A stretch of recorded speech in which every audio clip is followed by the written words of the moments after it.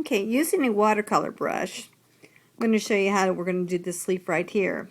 If you're working on this leaf right here, you want to go to another leaf that isn't touching any of the leaves that you previously worked on.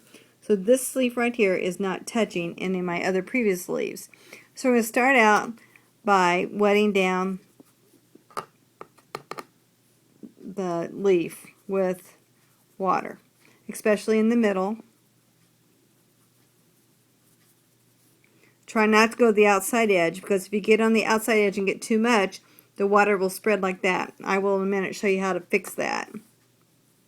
So I'm putting some water on it, going just to the edge of that. Okay. Alright. So I'm going to use some burnt sienna on this, and I'm going to start out the edge with a little bit of burnt sienna. I picked that up. Just going to go around the edge, but I'm not touching the edge because it's going to spread out to that edge. So again, putting some burnt sienna on it just around the edge, and you can see it spreads right on out to the edge without me going to the edge of it. Okay, more burnt sienna. You're going to want to use fall colors, any fall colors that you can see in leaves.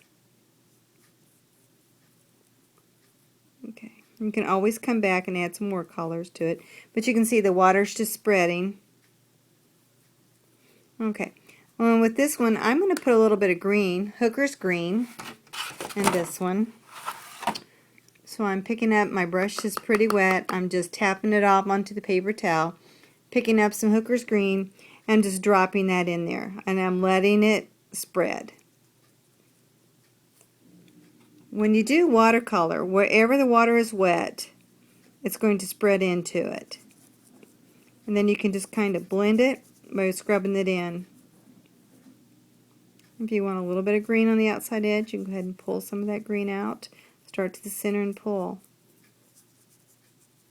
There you go. And now it looks kind of messy on the edge, and that's okay, because when we're finished we're going to come back with a wash over the whole thing. But let's just say this came out right there and you don't like it. Take and wet it down. Take a dry paper towel and blot it. And see, that picks up almost all of that color that you don't want there. I don't mind that the color's gone out a little bit. So if you pick it up and just blot it, and it will pull that color right out of the gin washi paper. See how that cleans that up? Okay?